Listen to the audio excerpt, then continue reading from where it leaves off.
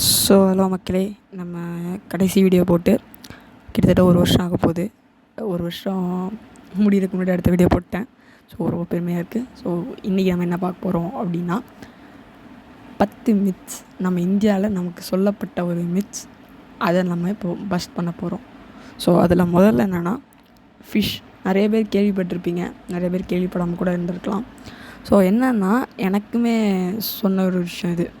மீன் சாப்பிட்டோம், மீன் குழம்பு இல்லை மீன் ஃபிஷ் ஃப்ரை அந்த மாதிரிலாம் சாப்பிட்டோன்னா அடுத்தது பால் சம்மந்தப்பட்ட பொருட்கள் சாப்பிடக்கூடாது.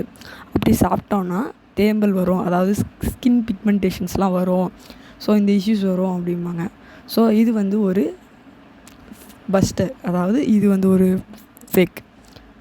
இதோட உண்மையான ரீசன் என்ன அப்படின்னா, லைக் அந்த காலத்தில் ஆயுர்வேதாவில் என்ன பிலீவ் பண்ணாங்கன்னா, இது ஹாட்டாக இருக்குது. ஸோ அதுக்கடுத்து கோல்டாக ஒரு விஷயம் நம்ம சாப்பிட்றோம், லைக் ஃபிஷ் ஹாட்டாக இருந்திருக்கும், நம்ம அடுத்த கோல்டாக மில்க் எடுத்துக்கும் போது ஸ்கின் ப்ராப்ளம்ஸ் வரலாம் அப்படின்னு சொல்லிட்டு ஒரு விஷயம் இருந்தாங்க. ஆனால் இப்போ உள்ள சயின்டிஃபிக் ரீசன்ஸ் படி இது ஃபால்ஸ் அப்படின்னு சொல்லிட்டு ப்ரூவ் பண்ணியிருக்காங்க. ஸோ அடுத்த விஷயம் என்ன அப்படின்னா, நம்ம நிறைய பேர் இதை கேள்விப்பட்டிருப்போம், லைக் நிறையவே கேள்விப்பட்டிருப்போம். இந்த எக்லிப்ஸ், சோலார் எக்லிப்ஸ் அதெல்லாம் வரும்போது ரேடியேஷன்ஸ் வரும். ஸோ அந்த டைமில் ப்ரெக்னென்ட் லேடிஸ் வெளியே போனாங்கன்னா அவங்களுக்கு பாதிப்பு ஏற்படும் அப்படின்னு சொல்லிட்டு. ஸோ இது ஒரு கரெக்டான ஸ்டேட்மெண்ட் கிடையாது. ஏன் அப்படின்னு நம்ம பார்க்குறோம் அப்படின்னா, சோலார் எக்லிப்ஸாக இருக்கிறது சரி, லூனார் எக்லிப்ஸும் சரி, அந்த இடத்துல எந்த ரேடியேஷன்ஸும் வர போகிறதில்ல, எந்த ஒரு வேரியேஷன்ஸும் வர போகிறதில்ல. ஜஸ்ட்டு ஒரு ஷேடோ, அதாவது நமக்கே தெரியும் சென்டர் ஆஃப் த திங்கில் ஒரு ஆப்ஜெக்ட் இருக்க போகுது. ஒன்று சோலார் எக்லிப்ஸ்னால் மூன் இருக்க போகுது, இல்லை லூனார் எக்லிப்ஸ்னால் எர்த் இருக்க போகுது. ஸோ இந்த ஒரு ஆப்ஜெக்ட் இருக்கிறனால, அந்த ஷேடோனால தான் அந்த எக்லிப்ஸே ஃபார்ம் ஆகுது. அப்படிங்கும்போது அந்த இடத்துல எந்த ரேடியேஷன்ஸும் வரல. So this is not a issue here. அடுத்து நம்ம பார்த்தோம் அப்படின்னா, நமக்கு நிறைய பேர் கேள்விப்பட்டிருப்போம், எல்லாருமே மேக்ஸிமம் கேள்விப்பட்டிருவோம், சாயங்காலம் ஆனதுக்கப்புறம் சூரியன் மறைஞ்சதுக்கப்புறம் வீடு பெருக்கக்கூடாது அப்படின்னு சொல்லிட்டு.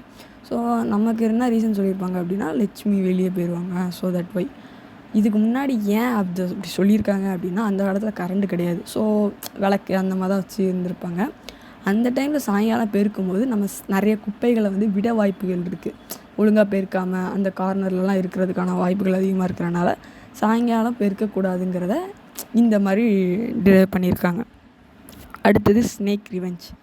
ஸோ இது நம்ம நிறைய தடவை கேள்விப்பட்டிருப்போம். பாம்பு பழி வாங்கும், ஒரு பாம்பை கொன்னுட்டு பாதியிலே கொல்லாமல் விட்டுட்டோம் அப்படின்னா, ஸோ அது ரிவெஞ்ச் எடுக்க வரும், இல்லைனா அதோட ஃபேமிலியில் மெம்பர்ஸ்லாம் ரிவெஞ்ச் எடுப்பாங்க அப்படின்னு சொல்லிட்டு. ஸோ இது நம்ம எத்திக்கலாக நிறைய இடத்துல கேள்விப்பட்டிருப்போம். நிறைய ஒரு பாம்பு பழி வாங்கியிருக்கோம், ஒருத்தரோட பூ மாதிரி அந்த மாலையிலேருந்துலாம் பழி வாங்கும்னு சொல்லிட்டு. இது நாட் ப்ரூவன். பாம்பு அப்படிலாம் பழி வாங்காது. மேபி எல்லாமே கோயின்சிடென்ஸாக இருக்கலாம். ஸோ அடுத்தது இதே மாதிரி நம்ம ஸ்வீப்பிங் போட்டோம்ல, பெருக்கிறது அப்படின்னு சொல்லிட்டு, அதே மாதிரி நெயில் கட்டிங்குமே நைட்டு பண்ணக்கூடாது, நகை வெட்டக்கூடாது, அது ஒரு பேட் லக், துரதிர்ஷ்டம் அப்படின்னு சொல்லுவாங்க. ஸோ அது ஏன் அப்படி சொல்கிறாங்கன்னா, அதே ரீசன் தான். அந்த காலத்தில் இந்த மாதிரி நெயில் கட்டும் கிடையாது, லைட் அந்த ஒரு சோர்ஸும் கிடையாது. ஸோ இப்போ நைட் நம்ம வெட்டுறோம் அப்படின்னா நம்ம கையை கிழிச்சிக்க நிறைய வாய்ப்புகள் இருக்குது. ஸோ அதனால் அது ஒரு பேட் லக்கே. கையை கிழிச்சிக்கிட்டு அது பேட் லக் தானே. ஸோ அதுதான். அடுத்தது நான் கேள்விப்பட்டிருக்கேன். ஸோ மயில் ரெக்கை இருக்குல்ல, மயில் ரெக்கையை வீட்டில் வச்சோம் அப்படின்னா பாம்பு அட்ராக்ட் ஆகும். ஸோ பாம்பு வர்றதுக்கான வாய்ப்புகள் அதிகமாக இருக்குது அப்படின்னு சொல்லிட்டு நான் கேள்விப்பட்டிருக்கேன். ஸோ அது கரெக்ட் கிடையாது. ஸோ பாம்பு எந்த ஒரு லைக் அப்படிலாம் அட்ராக்ட் ஆகாது. அப்புறம் மயில் ரெக்கையை வச்சா இன்னொன்று என்னென்னா, பல்லி வீட்டுக்கு வராது அப்படிம்பாங்க. பட் நான் மயில் இருக்க பக்கத்துலேயே பள்ளிலாம் போகிறது பார்த்துருக்கேன். ஸோ அதுவும் கரெக்ட் கிடையாது. அப்புறம் பிளாக் கேட்ஸ், நமக்கே தெரியும், பூனை குறுக்கால போயிட்டு, முக்கியமாக கருப்பு கலர் பூனை குறுக்கால போயிடுச்சு அப்படின்னா நல்லது காரியங்கள் போனோம் அப்படின்னா அது போனக்கூடாது, அது ஒரு பேட் லக் அப்படின்னு சொல்லுவாங்க. ஸோ அதுவும் கிடையாது. ஏன் அதை சொன்னாங்க அப்படின்னா, லைக் அந்த காலத்தில் கருப்பு பூனைங்கிறது சூனியக்காரி அந்த மாதிரி பண்ணுறவங்க தான் வச்சுருப்பாங்க. ஸோ தட் அதனால் அது கெட்டது அப்படின்னு சொல்லிட்டு அது அப்படியே டிரைவ் ஆகி வந்திருக்கு. அதுக்கப்புறம் நைட்டு இந்த புளிய மரம், அந்த அரச மரத்துக்கு கீழெலாம் படுத்தோம் அப்படின்னா பேய் பிடிச்சிரும், முனி அடிச்சிரும் அப்படிலாம் சொல்லுவாங்க, இந்த முருங்கை மரத்துக்கு கீழெலாம். இதெல்லாம் ஏன் சொல்கிறாங்க அப்படின்னா, இதுக்கான காரணம் இது ஃபால்ஸ் தான். இதுக்கான காரணம் என்னென்னா, மரங்கள் நைட்டு கார்பன் டை ஆக்சைடை வெளிவிட்டு ஆக்சிஜனை சுவாசிக்கும் மனுஷனை மாதிரி. காலையில் ஆக்சிஜனை வெளியே விட்டு கார்பன் டை ஆக்சைடை சுவாசிக்கும்.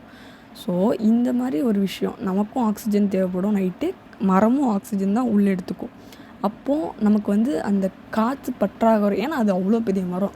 ஸோ அந்த ஆக்சிஜன் டெஃபிஷியன்சி நமக்கு ஏற்படும். ஸோ நமக்கு வந்து அந்த ப்ரீத்திங் கம்ஃபர்ட்னஸ் வராது, இல்லை ரொம்ப கஷ்டமாக ப்ரீத் பண்ணுற மாதிரி இருக்கும், ரொம்ப ஹெவியாக இருக்கும். ஸோ இந்த மாதிரினால நமக்கு வந்து மூச்சு விட கஷ்டமாக இருக்கும். நிறைய பேருக்கு மூச்சு திணறல் ஏற்படும். ஸோ அதனால தான் அது அப்படி சொல்கிறாங்க. அதில் கோஸ்ட் இருக்குது அப்படின்னு சொல்கிற மாதிரி சொன்னதுக்கு காரணம் இதுதான். அதுக்கப்புறம் என்னென்னா, இந்த யூரோப்பியன் கண்ட்ரீஸ்லேருந்து ஒரு டிரைவான ஒரு சூப்பர்ஷன்.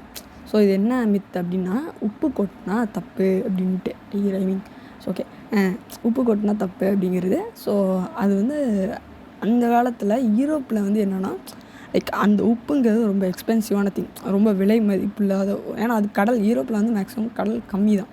ஸோ அவங்கள பொறுத்த வரைக்கும் உப்புங்கிறது ஒரு எக்ஸ்பென்சிவ் திங். அது கொட்டினங்கிறது that's not a good thing. So அதனால் அதை அவங்க அப்படி கடைப்பிடிச்சாங்க. அதை வந்து நம்மளும் ஃபாலோ த்ரோ பண்ணிட்டோம். அடுத்தது ஸ்னீசிங், தும்மல். நம்ம நிறைய தடவை கேள்விப்பட்டிருப்போம். எனக்கு இது எப்படின்னு தெரியல. சிலர் வந்து தும்முனா நல்லதும்பாங்க, சிலர் வந்து தும்முனா கெட்டதும்பாங்க, சிலர் வந்து 2 தடவை தும்முனா நல்லது, அதாவது ஈவனில் தும்முனா நல்லது, ஆடில் தும்முனா கெட்டது அப்படிம்பாங்க. ஸோ தும்மல்ங்கிறது ஒரு அலர்ஜிக் ரியாக்ஷன். ஸோ ஏதாவது ஒரு விஷயம் டிஸ்கம்ஃபர்ட்டாக மூக்கில் போயிடுச்சு அப்படின்னா நமக்கு தும்மல் வரும். ஸோ இது வந்து ஒரு ஃபேக் தான். ஸோ அவ்வளோதான், வீடியோ முடிஞ்சிச்சு. நிறைய ஷோவோட முடிஞ்சிருக்குன்னு நினைக்கிறேன். ஸோ அடுத்த வீடியோவில் உங்களை பார்க்க வர இருக்கும். விடைபெறுவது உங்கள் ஷேடோ விசார். நன்றி, வணக்கம்.